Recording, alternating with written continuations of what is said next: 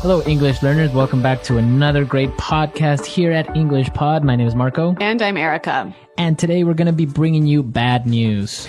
That's right. Actually, what we're really going to be bringing you is language to talk about bad news. Exactly. So maybe you have to give bad news to your boss, to your parents, I don't know, somebody, and we're going to be teaching you how to do this in English. Well, obviously, it's always difficult to tell somebody bad news, but in your second language, it's even harder. So we're going to try and help you today with some great phrases and vocabulary items. We're not going to preview anything today. Let's go directly to our dialogue where we will be in a company and one of the employees is going to be giving bad news to his boss. So let's listen.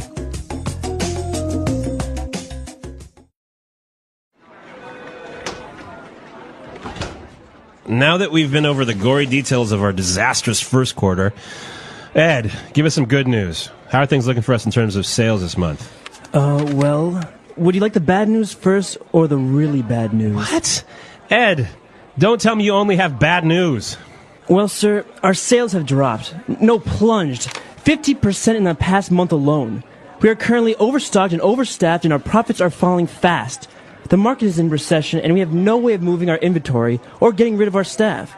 If we consider redundancies, it would cost us a fortune because of the new regulations governing compensation packages. It's a real mess. For crying out loud, how fast are we losing money? How can I put this? Let's just say that at this pace, we will be filing for Chapter 11 in less than 3 months. What? Jeez, how could this have happened? So what's the bad news? Oh, that's the really bad news. Our suppliers suffered QC problems, and, well, half of our production is faulty. We're going to have to recall all items sold in the last quarter, and the worst part, we're going to have to shoulder this cost. Are you joking? Get the supplier on the line now. They have to assume the cost of this mess. We tried that, sir. The factory has gone under, and the owner apparently has fled the country. Oh, we're doomed. There's some really good news, though. Really? What? I got offered a new job. All right, it sounds like a pretty tough time for this company, doesn't it? But good news for the employee, he won't be jobless. Well, I guess he knows when to get out. But why don't we take a look at some of the language now in Language Takeaway.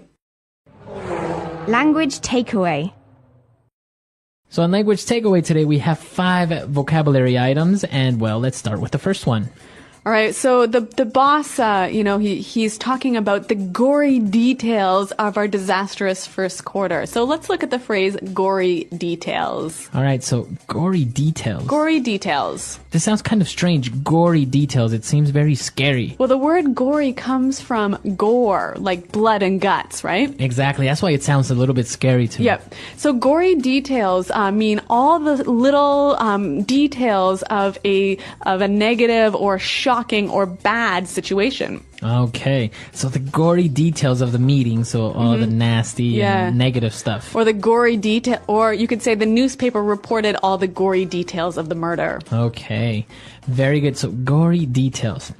So the employee was talking about how bad the company was doing, and he mentioned this word redundancies. Redundancies. They are considering redundancies. Okay, so redundancies, again, it's based on the word to be redundant. All right, and that means? To not be needed anymore. Okay, so redundancies are basically firing people. It's, well, laying people off. People that you don't need anymore, they are redundancies. All right, so this is actually a British term, redundancies, to become redundant, because in American English, you would just say layoffs. Yep. Okay, very good. All right, so moving on. They were talking about redundancies and maybe they should or shouldn't lay some people off, but one of the problems were the regulations governing compensation packages. Okay, so regulations governing compensation packages. Regulations governing something. So we have a noun governing noun. Well, what does that mean? All right, so I think it would help us to understand this a little better if we listen to some examples of this pattern, noun governing noun. Example 1. I don't agree with the regulations governing income taxes. People shouldn't have to give away their hard-earned money. Example 2. We need to protect the environment. Therefore, there will be new policies governing corporate levels of pollution starting next month. Example 3. The lack of regulations governing city transportation has led to many traffic accidents. Okay, great examples. And well, before we move on, this compensation packages, I guess it's all the things that the company gives you when they lay you off, right? Right. Maybe a certain portion of your retirement benefits And or like a month's pay, Yeah. etc. Yep. Okay, compensation packages. All right, so moving on to our next item on language takeaway, we have to shoulder the cost. to shoulder the cost. All right, so if I shoulder something, You have to carry it. I carry it. Yeah. That's a good one. So basically, it's the same as the shoulder, your body. Yep. So you carry this cost or you carry this responsibility. Yep. So you might also hear shoulder the burden.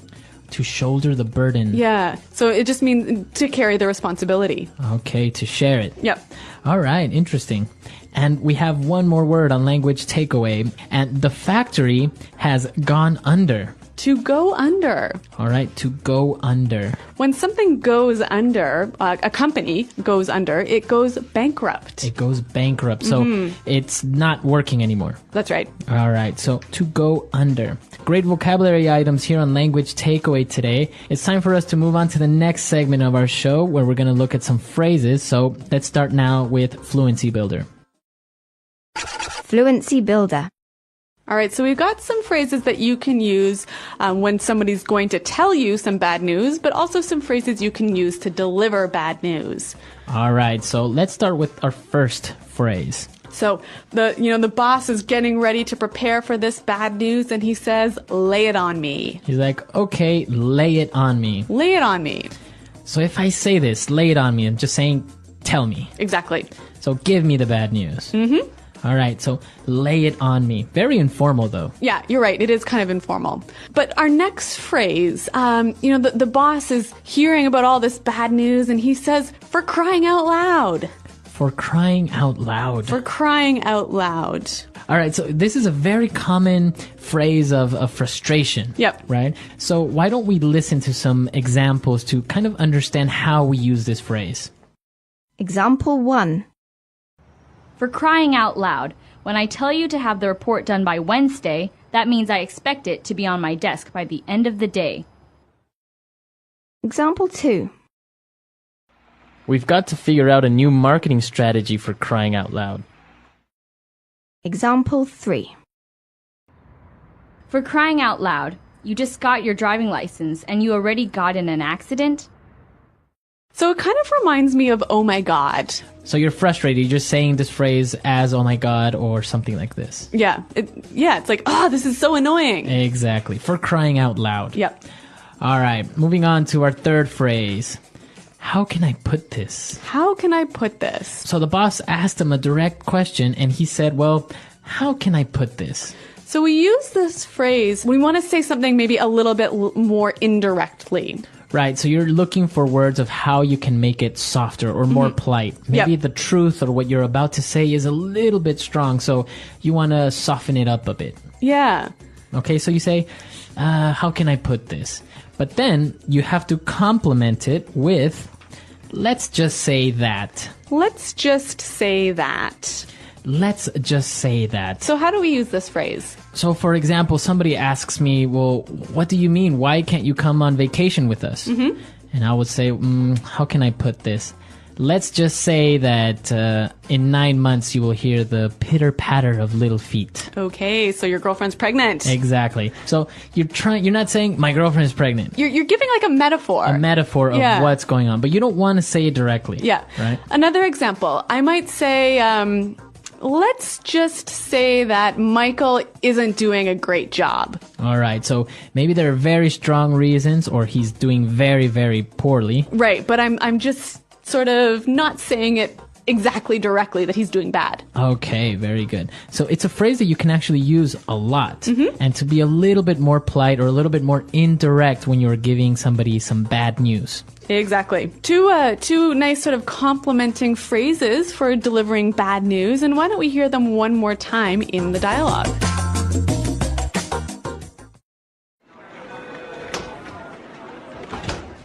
Now that we've been over the gory details of our disastrous first quarter, Ed, give us some good news. How are things looking for us in terms of sales this month?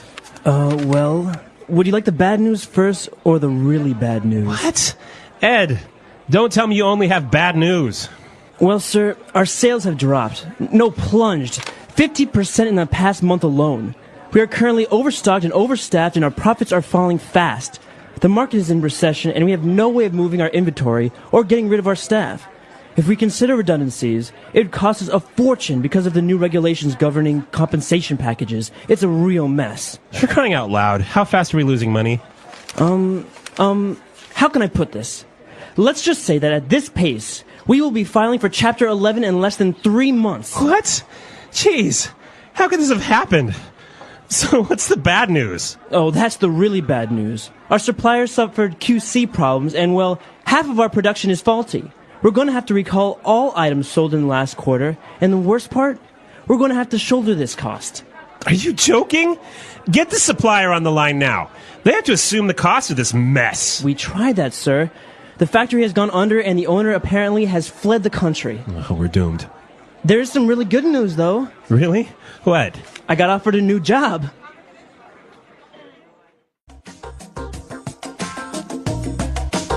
All right, great. So this topic of filing for Chapter 11 is actually very recent, very common now, because recently one of the biggest companies filed for Chapter 11 in the US. Yeah, that's right. But I often get confused by the phrase to file for Chapter 11 versus to file for Chapter 13. All right, so in the United States, the bankruptcy law has different chapters or different sections, right? Yep. And Chapter 11 is basically for companies that run out of money, that go bankrupt, so they have to declare themselves in bankruptcy. Yep. And so they file for Chapter 11. But what about Chapter 13? Chapter 13 is for people. Ah, okay. So people who have large debts, maybe with the car company or the telephone company, and they can't pay, they file for Chapter 13. They say, hey, I don't have money, I can't pay. All right, and it's so I guess here it's kind of a metaphor again. You know, it's this phrase to file for Chapter 11 or Chapter 13, meaning bankruptcy. Right. And people will say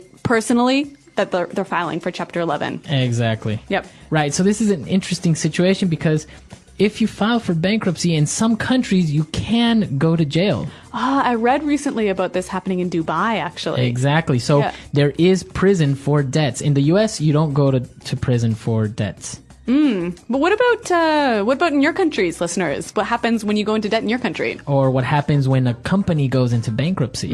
Let us know. Come to our website, englishpod.com.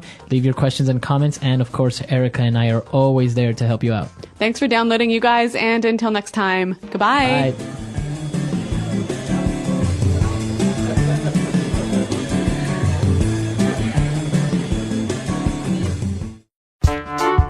The English Pod Audio Review. Listen to the meaning, then say the vocabulary word. The minimum return below which an enterprise becomes unprofitable. Margin. The entire amount of income before any deductions are made. Revenue. Having no money. Informal. Broke. The lowest possible level or absolute bottom. Hit rock bottom. Cause to rise rapidly and suddenly. Skyrocket. All the small details. Gory details. Tell me the bad news. Lay it on me. Drop down suddenly and quickly. Plunge. Very bad. Having bad results. Disastrous. Regarding. About. In terms of. Having too many things to sell. To be overstocked. Have too many employees. Be overstaffed. The amount of products you have to sell.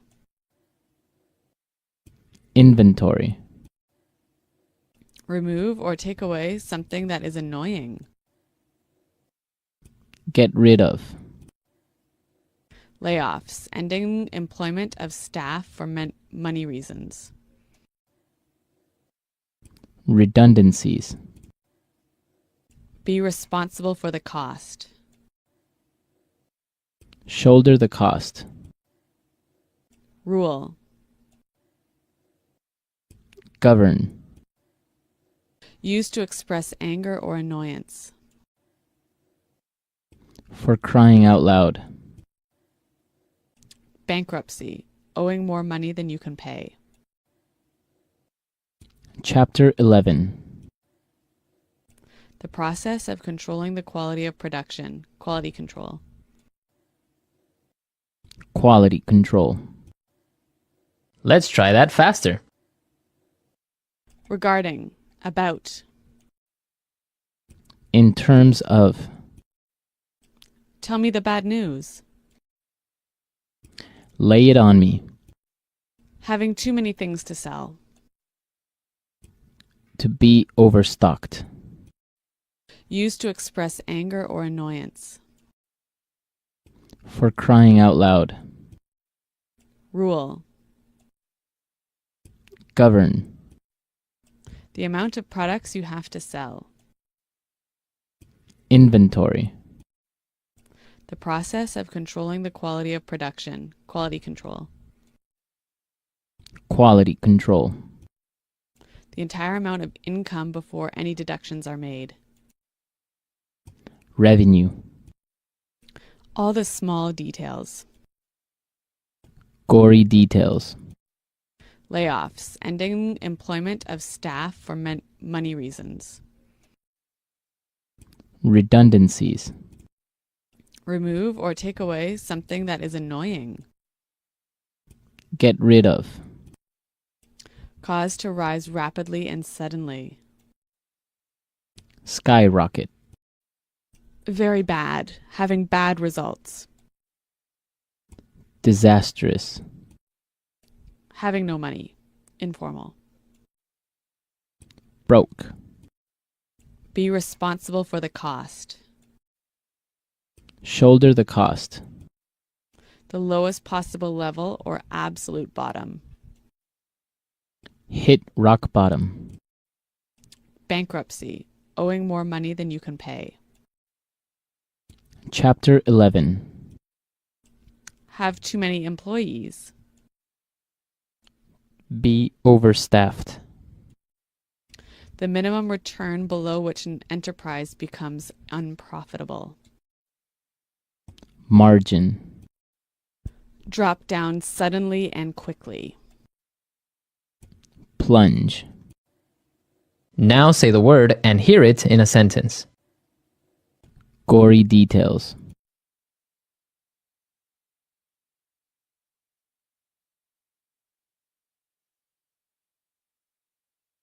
Without going too much into the gory details of the current economy, you should know that we expect business to slow down in the next few months. Gory details.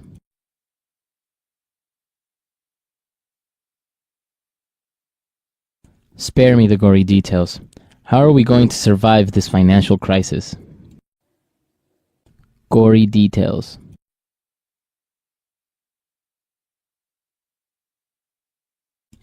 Tell me all about your pregnancy, sparing me the gory details, of course.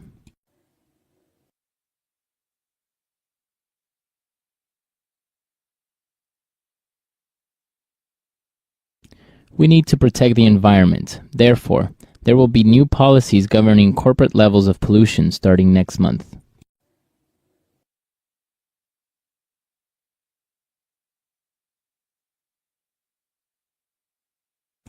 I don't agree with the regulations governing income taxes. People shouldn't have to give away their hard-earned money.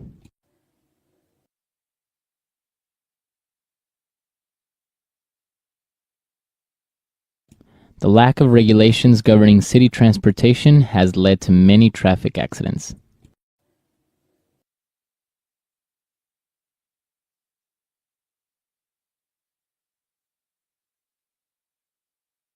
Our insurance for a financial crisis expired 6 months ago, so we are going to have to shoulder the cost of this loss.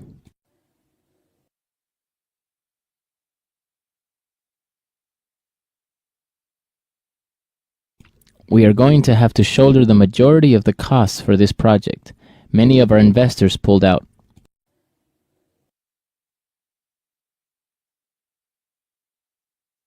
You are going to have to shoulder the costs if you break that vase. For crying out loud.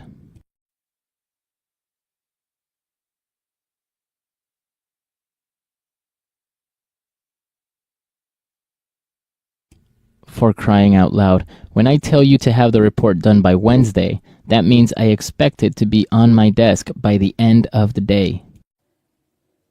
For crying out loud.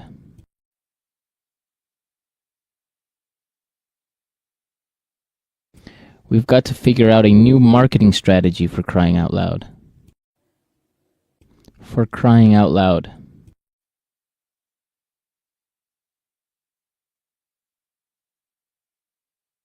For crying out loud. You just got your driving license and you already got in an accident?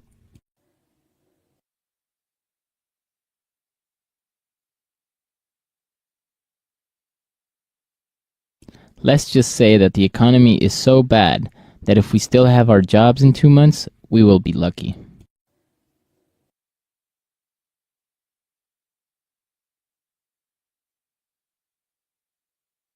Let's just say that if we don't come up with an exciting marketing strategy soon, we might go bankrupt.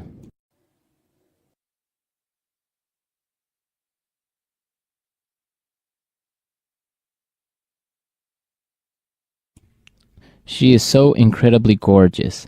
Let's just say that when she walks by, people turn their heads to watch her pass.